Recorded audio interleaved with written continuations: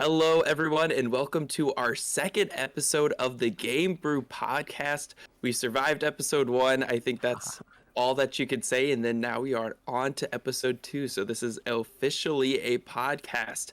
I am one of your co-hosts, Dan, aka Eisendale. That is my gamer tag. And with me, we have Dan, aka The Big Show. And we also have Steven, aka Ireland. How are you guys doing today? Chill. Hanging in. How about yourself? Good. I'm doing good. I am ready to discuss some things, but another segment we kind of wanted to add into our podcast is we kind of want to start off and just talk about what kind of games we're playing, what kind of is the hot topic of the week in reference to movies and video games. So what have you guys been playing this week?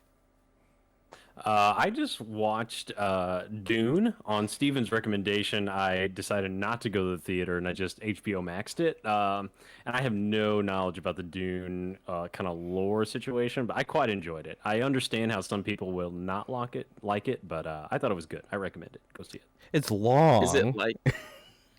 That's not a problem. If a movie is good, I don't mind sitting there watching it. But if a movie can be 90 minutes and trash, and I'll be ready to leave in 10 minutes. Well, I'll sit there for 3 hours.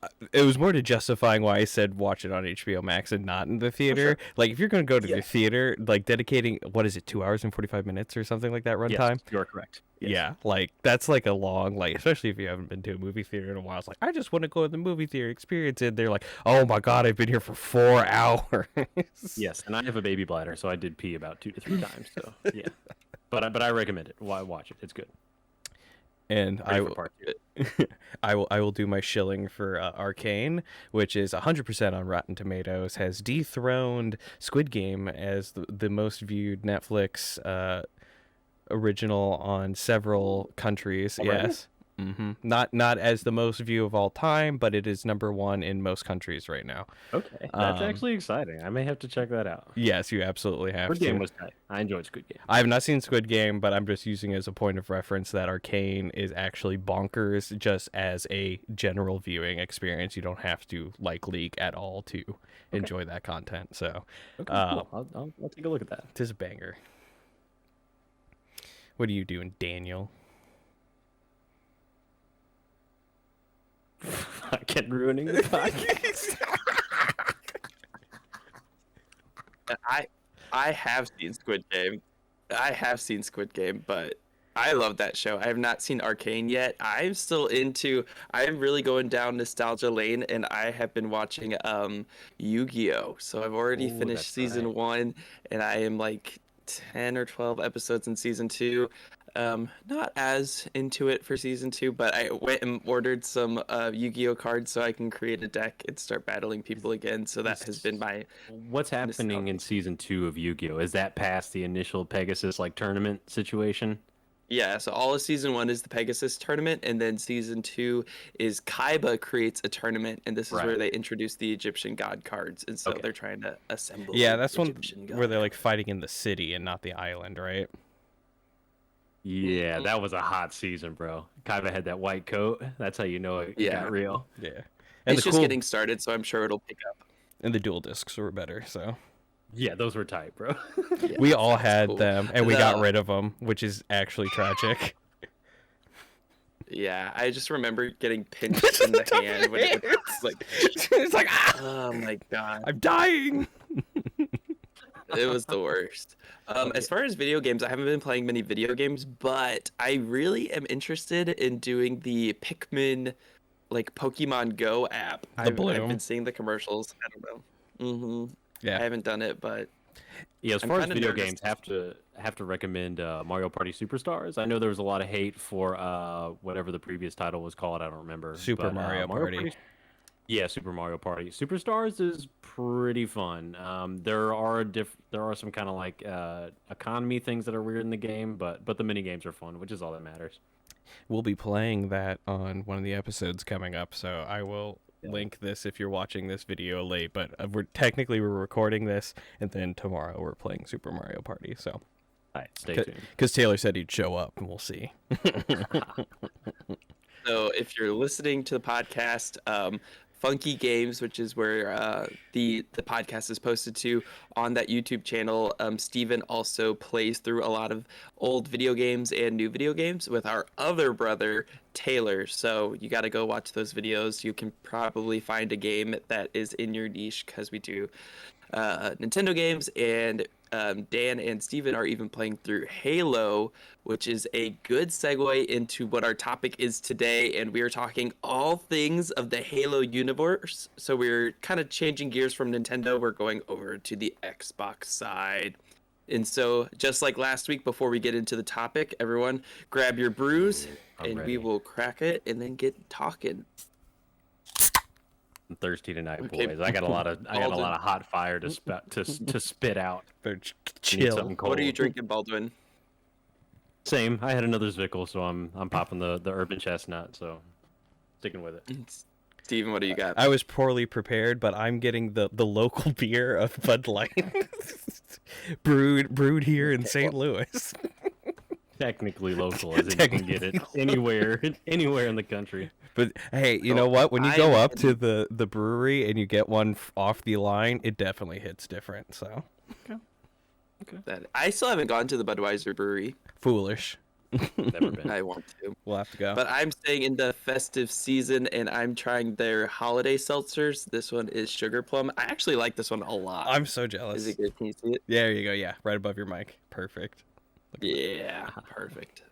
Okay, so Baldwin, you are kind of the Halo expert in this realm. We've played some, but kind of walk us through what you want to talk about today. I don't know. I mean, Steven dropped. So I mean, just for full context, I think we even may have talked about this last week. Oh no, this was in the Poser series. I'm bleeding content now. Yeah, you're leaking. You're leaking future episodes. I'm leaking. So I mean, I was a big Halo 2, Halo 3 player, as in like thousands and thousands of hours, as well as Halo Reach. And you know, kind of as the new consoles came out, you know, I kind of had a little break from gaming personally. So I played Halo 4 campaign. Never played any multiplayer. I've never played Halo 5, so I've kind of been out of it. I've kind of been emotionally uninvested. But Steven, our benefactor here, dropped the Halo Infinite campaign trailer a couple weeks ago, and I've just been stewing ever since. I think this looks like absolute hot garbage in the sense that it is not Halo. So I'm fired up. So we will be sure to link that trailer in the video, but what about it has you so upset? Bro, so I mean, so here's the thing. Halo is it's not just, you know, like Halo multiplayer kind of gets most of the fanfare, you know, because, and rightfully so, because it was revolutionary. It made Xbox Live for the original Xbox, Halo 2, like it was huge. Halo 3 was it was almost like NFL level popularity. Like everybody knew about Halo 3. My mom was asked, like, "Oh, are you getting the new Halo?" Yes, I'm getting the new Halo. But for the fans, the Halo story was something real. It had gravity. You cared. Like me and Steven were just talking about the stuff when Cortana, spoilers, the stuff when Cortana like starts to get a little crazy, and Master Chief's like he's like starting to like devolve from like official missions to like start saving Cortana. It was you were emotionally invested in what was going on. So I'm watching this trailer and I'm like, okay, cool. I mean, let's see what's going on. And it's like, the thing that really stood out to me is like Master Chief made a joke. And I'm like, Master Chief doesn't make jokes. Master Chief barely even talks in the games. Like the games, the world is happening around him, and he is like, obviously he's the main protagonist, but he participates, he acts, he barely talks. He does like small one-liners. He doesn't make jokes. And there's a line where Cortana's like, she like finds a tank. And she says, "Oh, I have some big weaponry if you're into that sort of thing." And he goes like, "Oh, I like it."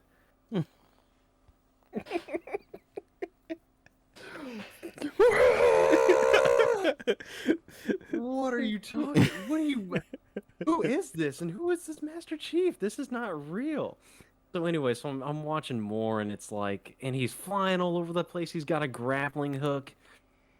It's so campy. It's so like, they're like trying to turn him into like Duke Nukem in a Titanfall like game, but there's like Call of Duty like style like running around, and it's not Halo, bro. It's not Halo. There's no symphony. There's no gravitas. It's got me hot. I'm not happy. Yeah. Now, when we talked about, we were planning for this episode, so I watched it knowing we were discussing it. I thought you didn't like the trailer, the way the trailer was put together. So I was taking my notes and I was like, oh, I didn't like the voiceover. It wasn't near as epic. It felt like really like early 90s game trailers where it was just like, we are explaining exactly how this game will work. Something is off creating with his voice. I'm pretty sure it's the same voice actor, but he sounds like old, or he sounds like he's not putting like the same effort into it or something like that. I don't know.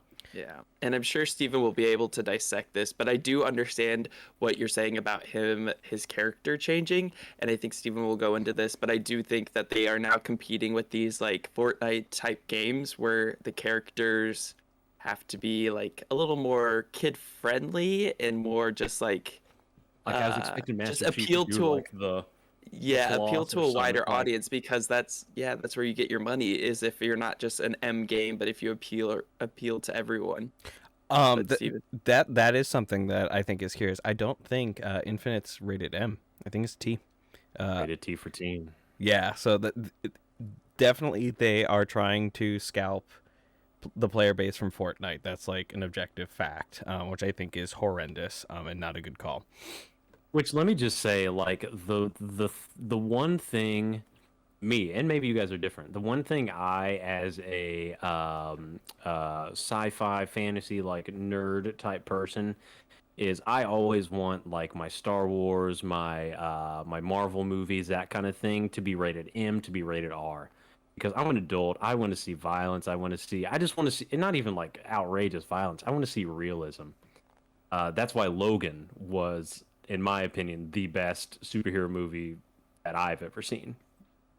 You know, like, I have not there seen with, it. With... We'll cover that later. I have no interest in the Marvel franchise anymore. Like, bro, Logan was different, but this is not Halo. But in either case, as soon as I saw it was rated T for teen, I was like, it is relevant. Dang. So I really think that like what you're tapping onto is like a lot of what we're seeing in that Marvel, like, funny, like, everybody wants their character to be Robert Downey Jr. Everybody wants that kind of, like, presentation of their protagonist, which I think is a horrendous mistake when it comes to Halo. They fly now? They fly now. So, where, the core player base of Halo has this, like, evolution that happened. Your first shooter game, Doom. And then you had your first multiplayer from the same company, Quake. And then from there, you kind of move into Halo. So that was like arena combat, like at a competitive scale. That is your core player base that you want to attract. And that is really an old school shooter, but isn't really present in the market today. You do have the Doom multiplayer, which is accessible through Bethesda. So it would be easy enough to commandeer those players over to this, while Doom Eternal was a huge success, is really for the running through the campaign. Which I think is interesting, Dan, that you said that you're more attracted to the campaign rather than the multiplayer, because the multiplayer is what makes the money at the end of the day. The gameplay trailer comes from why this game was like pushed back, was when that first teaser trailer came out, and then there was a first gameplay demonstration. It looked like boo-boo. Like, this game did not look like next gen, and actually looked like a step back, closer to like Halo 3, up like anniversary edition of Halo 3. Like, it wasn't really ready for presentation. And I actually like went back and watched the original teaser and then the new one. Like, they really put some effort into making it a lot more of a polished presentation. And I think that hurt them in the campaign trailer. It's really boring. It really is, and it's not a good show. It does not have the orchestral themes. It doesn't have the gravity of like what this situation is. It doesn't have this grand scope that these normal like this is happening in the story. Why are the brutes back? Why are we? First of all, I'm sorry to hijack your point. Oh, all good. But Halo 3. I sent the trailer to you guys just ahead of time, just because I wanted to reference why I was so mad. It's not just because like, oh, this looks like shit. No, it's because Halo 3, that trailer, the entire catchphrase for that game was "Finish the fight." Halo ODST and Halo Reach were like prequels, kind of like things that were going on at the same time, kind of a deal. So those were fine. And I'm like watching this, I'm like, what are we still doing? What do you mean we're fighting the Covenant again? Like, we did this already. This is over. Master Chief is done, bro. He's retired. It's like, what is going on? So you didn't play through Halo 4 and 5, correct? I played 4. Okay. 4. So I was 5 was apparently a thing. I thought Halo Infinite was 5, so that speaks to our ignorance. And Dan, you and me might pull in one of my buddies who's like is a big Halo aficionado, and we might have like expand on this conversation for a different like subsect of this podcast. But to me, like Halo Infinite is like the J.J. Abrams reboot of Star Wars. Like they're just like retreading old ground with like a Marvel Disney like. We got to get the Zoomers to play our game, battle royale looking game, and makes me sick. and I said this. It gave me the Last Jedi vibes. Like, I was really hyped for Halo 4. I was really hyped for remind me Episode 7's name. It doesn't matter. It doesn't matter. I don't acknowledge. It doesn't matter. I was really hyped for Episode 7. I was really hyped for Halo 4, and like just watching that trailer, all I can think about is that meme where Luke is squeezing the milk out of that alien teeth, and he takes the tip and he's like, and I'm like, that's what I see. This is just like a bastardization of Master Chief. This is not Master Chief. This is Sergeant Chef or something. I don't know. Yeah, I did. So, sorry, Dale, go. Oh, you finish your point. Yeah, I just wanted to address the grappling hook thing. That actually is one of the most fun mechanics in an arena shooter. It's similar to the meat hook that was brought up in Doom Eternal.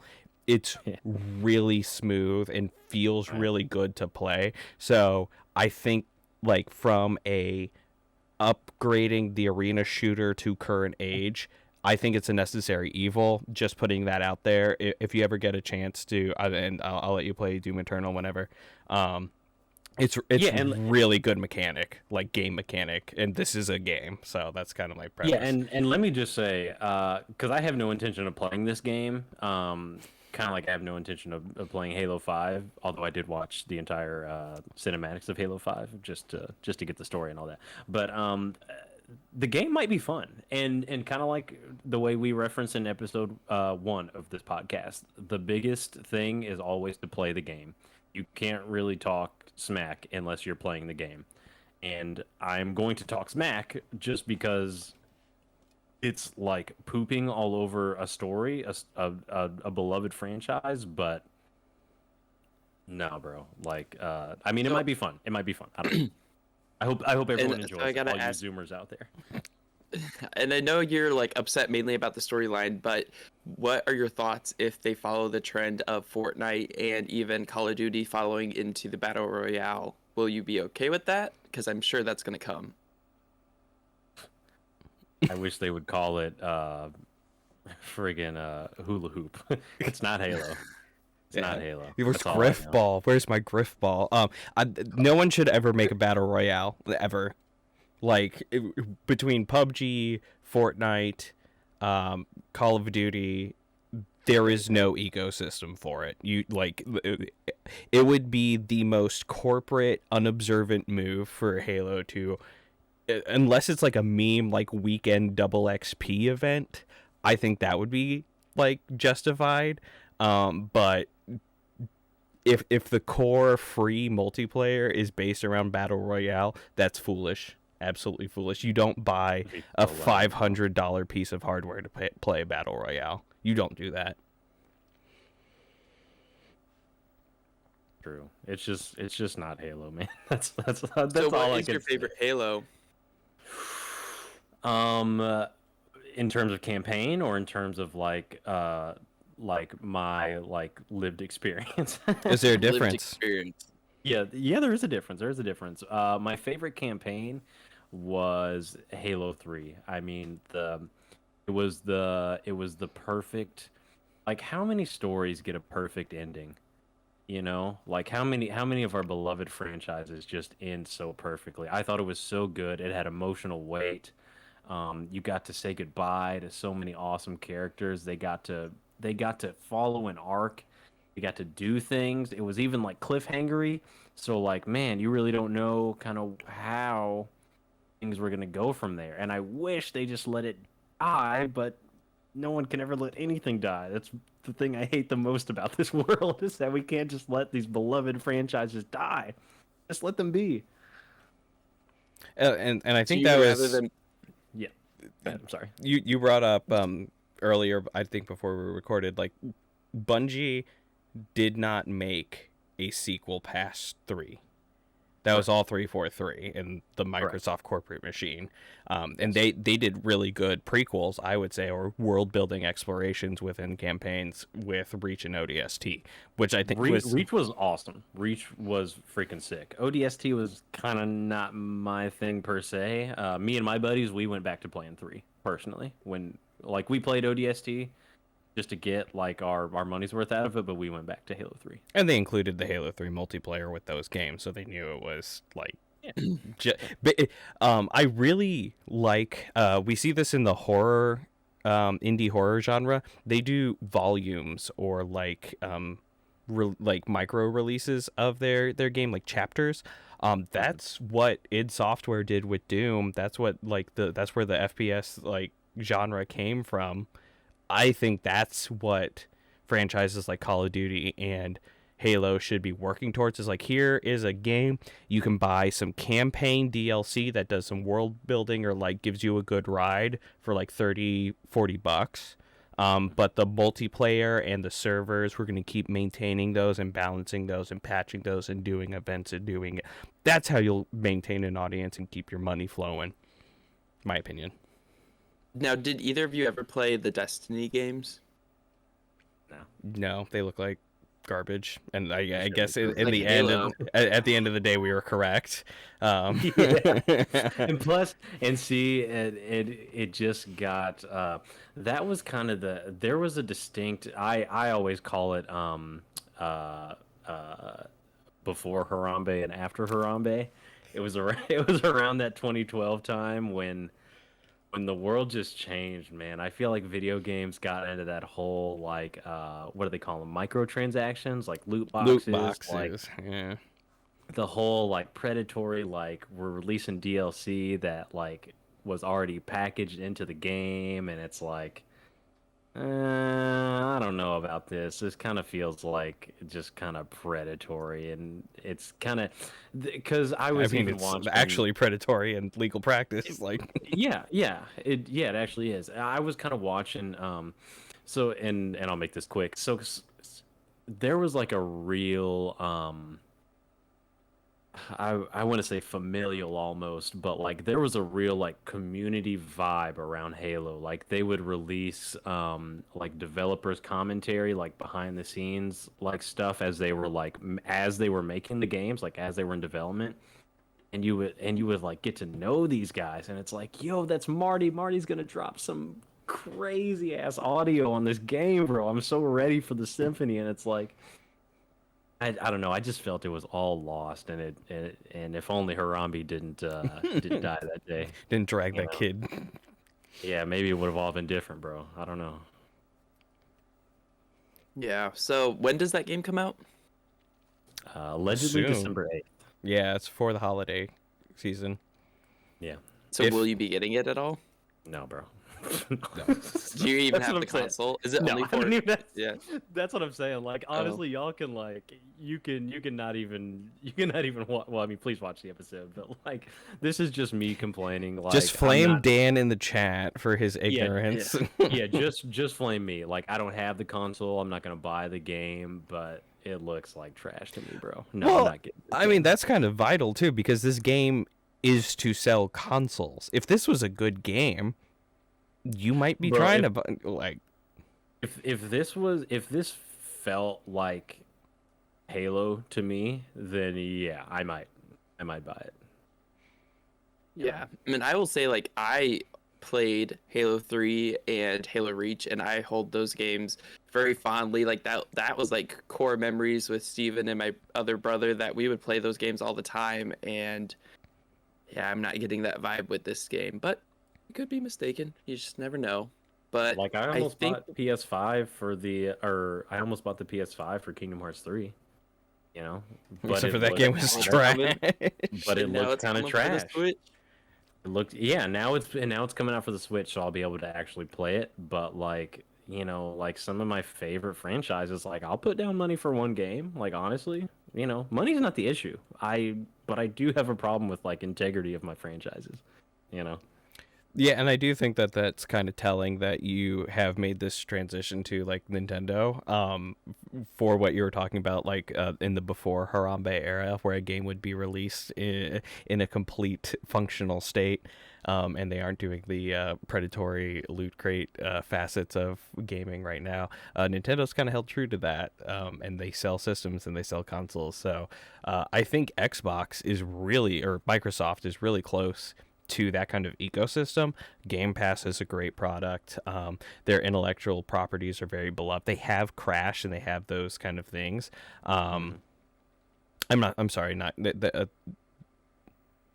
They did have Crash. I'm actually surprised that Crash was released multi-platform, now that I've actually put an ounce of thought to it. Are you thinking of Rare, the Rare brand? Yeah, did they lose, like Banjo-Kazooie and all that? Yeah, I guess they still have them, but I guess they allowed them to go multi-platform, which is even better for them. So they have this ecosystem that they can make, but I think it's really reliant on Halo's like popularity and delivering on what they have historically presented, at least under the Bungie production. I don't think they've had a real win with 343, so maybe it's time to reevaluate that studio's presence within that property. Yeah, I mean, there was the entire, I don't know if you guys remember, but I mean, that Xbox was Halo. And every time a shooter, Sony tried, bro. Sony tried like 5 different games, and the hype machine was rolling. It's like, is this the new Halo killer? Is this the new Halo killer? Is this the new Halo killer? Actually, no, bro. It turns out only Microsoft was the Halo killer. No, and I get what you mean with that. Like, when you thought of Xbox, you thought of Halo.